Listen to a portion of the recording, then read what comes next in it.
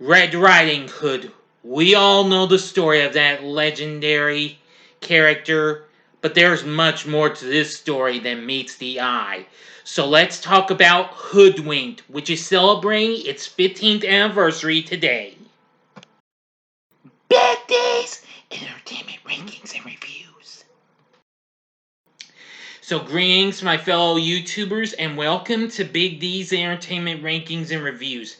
My name is Doyle, better known to you as the Big D, and this time around I bring to you a review of the 2006 animated motion picture Hoodwinked. Now, although the film was actually produced in 2005, but it came out the following year. Anyway, it's a computer animated musical comedy flick released by the Weinstein Company and Cambar Entertainment. Yes, now of course this is my DVD of it. I've had it for many years. I just finished revisiting this film for the first time in years, which I'll talk about that in a little bit. Anyway, the film was directed by Corey Edwards, who also served as the writer for the screenplay and story. With, let's see, with his brother Todd. Yes. Anyway, Corey also is one of the voice actors in this movie. This also includes the voices of Anne Hathaway, Glenn Close, Jim Belushi, Patrick Warburton, Anthony Anderson, David Ogden Steirs, Xzibit, and Andy Dick. Now, of course, it premiered in LA in late 2005 before it got released in January of the following year. Anyway, it was among the earliest computer animated films to be completely independently funded. I'm just going to say this was absolutely pretty good. But anyway, the film was inspired by non-linear crime dramas such as Rashomon and Pulp Fiction. It was released shortly after the success of the first two installments of the Shrek franchise, which of course did parody the fairy tales, which Hoodwinked is part of. But however, Hoodwinked is intentionally deviated from the Shrek series in its own style of humor and in certain plot elements. This was in part based on Corey Edwards' concerns over exposing children to the high level of cynicism often found in the genre. Anyway, the film reviews were mixed. Its script and cast were praised, but the animation quality was heavily criticized. Yeah, the animation in this was, well, okay and all, but I do like the story and the cast. But let's just get down to it. So I'm going to try not to give this whole movie away. I'm not sure if anybody's ever seen it. So anyway, we all know how it starts out. Red Riding Hood, of course, arrives at her grandmother's house where the big bad wolf has disguised himself as Red's granny. The wolf attacks Red, and Granny, who has been tied up, suddenly jumps out of a nearby closet to help Red, just as an axe-wielding woodsman bursts through the window, and the police arrive on the scene, ready to take them all away, until Detective Nikki Flippers questions everyone involved about the events leading up to the incident. Little Red, who's actually named Red Puckett, explaining she was delivering goodies for her grandmother when she discovered a threat from the mysterious Goody Bandit who has been stealing recipes. So she's out to find out what's going on and stuff like that. Yeah, and well, she encounters a bunny rabbit named Boingo and the wolf, who sprung a series of suspicious questions on her, and then soon encounters an old saying goat named Japeth, who accompanied her through the remaining journey to Granny's house. But boy, it was so funny. Then soon the wolf gets interviewed and what have you, and shows what happened going on, along with his hyperactive squirrel assistant Twitchy, who happens to be voiced by the guy who directed this, Corey Edwards. But I gotta tell you, it just turns into so much craziness as he manages to find a shortcut to Granny's house thanks to Boingo. And, but then soon, we just get more craziness. But then we get the story from the woodsman whose name is Kirk. And he apparently is an actor who's trying to take the part of a woodsman in a commercial. But anyway, he drives a schnitzel truck, but soon gets robbed by the Goody Bandit and was consoled by Boingo. And boy, he managed to come into the house not by crashing into it, but after he was chopping down a big tree. And then the investigation turns to Granny. Now, unbeknownst to Red, she's an extreme sports enthusiast.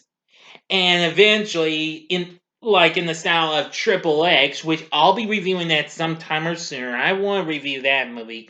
One of my favorite Vin Diesel movies. Granny has 3 G's tattooed on the back of her neck, like what Vin Diesel had in Triple X. And of course, what Ice Cube had in the underrated sequel, State of the Union. But anyway, yeah. She was soon attacked by an opposing team when she was heading off for a race and what have you, but manages to get back into it. Apparently, after Flipper seduces says who the Goody Bandit was, and this is a slight spoiler, it was Boingo. Yeah, sorry. That was a slight spoiler, but you'll find out. But you'll find out when you see this movie. I'm not going to give the ending away though. But that was only a slight spoiler because Boingo had appeared in all the stories we heard from each of the characters. Yeah, because Granny encountered Boingo just before she started the little race. But anyway. And then it's just a big showdown with Boingo and the group that's the opposing team. Granny managed to get away from in the race. But anyway, you'll just have to see how that goes when we get to it. Anyway, I really thought that despite the animation quality was was kind of balanced in between, okay, was okay good or okay. You know what I'm saying? But nevertheless, I like the script, the story though. It was just so much fun, and the cast is really good too. We have Anne Hathaway as Red, Glenn Close as Granny, Jim Belushi as Kirk, Patrick Warburton as the Wolf, Anthony Anderson as Detective Bill Stork. Detective Nicky Flippers is voiced by David Ogden Steirs, which this was the second anime feature film I've heard him in. Of course, you might remember he voiced Cogsworth in the original Beauty and the Beast for Disney. Voicing Chief Ted Grizzly is rapper Xzibit. And of course, Boingo is voiced by Andy Dick. And of course, I've mentioned Twitchy is voiced by Corey Edwards. Anyway, this film is a lot of fun. I really thought it had a lot of good things, but there's also some very good songs actually. I liked a lot of these, especially "Great Big World." That was a good song. Let's see, "Be Prepared," not to be confused with the Lion King tune. Thank you. Let's see now. And Top of the Woods. There's lots of other fun songs in here. But anyway, animation might be a little but still overall it's a fun experience. So anyway, and also John Mark Painter did the score for this. But anyway, with a good cast, I think this was just so much fun. A fun-filled retelling of Little Red Riding Hood after, the big events using backstories to show multiple characters' points of view. That's really something. So the question is, would I recommend Hoodwinked? I would say yes. You need to see this movie. Trust me, the animation might not be the best, but with a good cast, this movie is super good. If you like Shrek, I think you're gonna love Hoodwinked. Trust me, it's fun. Now, 5 years later, there would be a sequel called Hoodwink 2, Hood versus Evil. Now, I've seen that once. Unfortunately, it's not quite, it isn't really as good as its predecessor, though. I'll review that sometime down the road. But anyway, Hoodwinked is definitely worth looking into. Yeah. So anyway, tell me what you thought about Hoodwinked in the comments section below. If you like this video, click the like button below, subscribe to my channel as well, and be a part of the Big D Nation. And join me next time when I bring to you my final ranking of Batman episodes from the 3rd season. Thanks for watching, and if you like this, you may want to check out some of these other fun-filled fun vids and what have you. If you liked Hoodwink, see my Shrek playlist in the upper left-hand corner. I'm sure I've got one done. Yes, I'm pretty sure I do. In the upper right-hand corner is my review for, probably a really great fairy tale movie. The last movie I reviewed before last year was over with, and that was Disney's classic Sleeping Beauty.